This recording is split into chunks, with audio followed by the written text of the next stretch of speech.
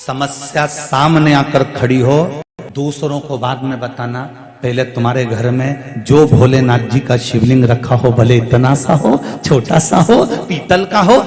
पाषाण का हो, चाहे स्फटिक का हो, चाहे मोती का हो, चाहे मट्टी का हो, जिस कंकर को तुम पूज रहे हो शंकर मानकर, तुम जिस शिव की आराधना कर रहे हो, या जिस मंदिर में जाकर तुम एक लोटा पानी चढ़ा रहे हो, तुम्हारे जीवन में जिस दिन समस्या आकर खड़ी हो जाए, तुम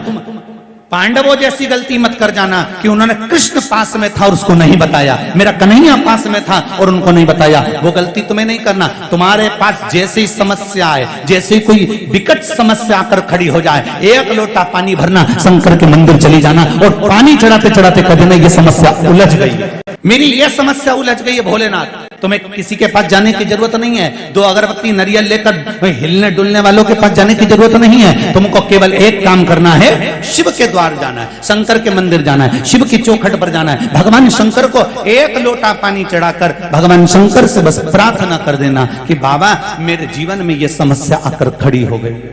मेरे जीवन में ये समस्या आ गई है और इसको आपको संभालना है, कोई दूसरा नहीं। एक बात मेरी माताओं से कहना चाहूंगा, अगर घर में बच्चे चिड़चिड़े हों, क्रोध कर रहे हों, घर में बच्चे कहने पर नहीं चल रहे हों, कहीं ना कहीं तुमको ऐसा लग रहा है कि हमारे घर के बच्चे गलत संगत में जा रहे हैं, पढ़ाई में मन नहीं लग रहा, विद्या अध्ययन में मन नहीं लग रहा, कहीं सत्कर्म की ओर इनका मन नहीं लग रहा, तो चंदन घिसकर, लाल चंदन को घिसकर बेलपत्री के वृक्ष पर त्रिपुंड लगाइए और बेलपत्री के वृक्ष का वही त्रिपुंड लगी हुई उंगली भगवान देवाधिदेव महादेव के मंदिर में जाकर शंकर जी पे त्रिपुंड लगाइए और लगाने के बाद वही त्रिपुंड की उंगली घर पर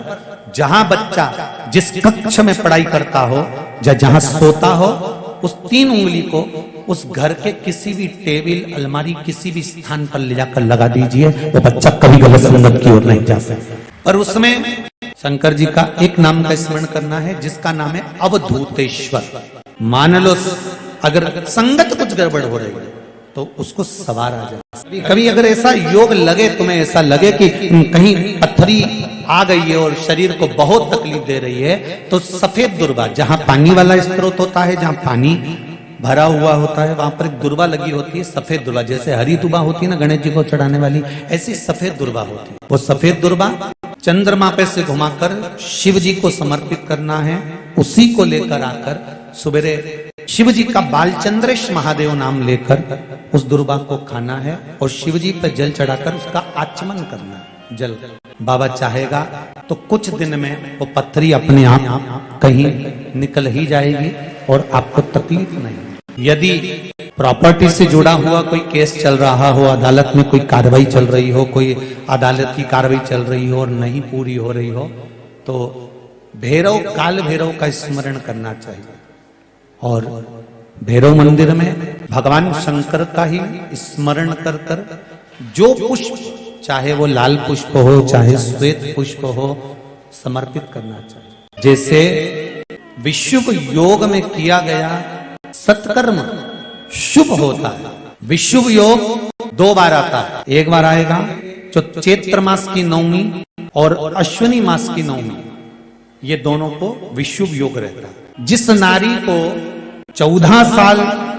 15 साल, 20 साल संतान नहीं हुई हो, 18 साल हो गए हो, 12 साल हो गए हो, 10 साल हो गए हो, संतान अगर गोदी में नहीं है, तो विशुभ योग के अंतर्गत बेलपत्री के पेड़ के नीचे शंकर जी के शिवलिंग की पूजन कर कर, खीर बनाकर शंकर जी को भोग लगाकर, किसी ब्राह्मणी को उस बेलपत्री के पेड़ के नीचे भोजन कराकर, खीर खिलाकर, उन्हीं से थोड़ा सा खीर का प्रसाद मांगकर उसी बेलपत्री के पेड़ के नीचे पति पत्नी अगर वो प्रसाद को पा लेते हैं तो उनका गर्व ठहर जाता है। ये विशुभ योग है। अगर आपको लगता है कि थोड़ी सी संपदा की कमी हो रही है, कोई काम नहीं बन रहा, पैसा नहीं आ रहा, या व्यापार नहीं चल रहा, या घर में पैसे नहीं ठहर रहे, या लक्ष्मी का आवक नहीं हो पा रहा है, लक्ष्मी नहीं टिक पा रही, लक्ष्मी नहीं आ पा रही है, लक्ष्मी का प्रभाव कम पड़ पा रहा है, तो एक बेलपत्र हाथ की हथेली पर, जल का पात्र उस हथेली के ऊपर, घर से ही चारों तरफ भ्रमण कराकर अपने घर के अंदर ही कुंदकेश्वर महादेव का नाम लेकर, जो शिवालय पास में है, जो शंकर जी का मंदिर पास में, वहां पर जाकर पहले जल समर्पित कर दें, फिर हाथ में जो बेलपत्र है अपने कार्य का स्मरण कर कर वो बेलपत्र शिव जी पर समर्पित कर दें। वहीं से थोड़ा सा जल झेल कर लेकर आए और घर में उस जल का चारों तरफ छींटा दे दीजिए। 8 दिन लगेंगे, ज्यादा से ज्यादा 8 दिन भी बहुत हो गए, हम तो कहेंगे 3 या 4 दिन में व्यापार वापस चलना प्रारंभ हो।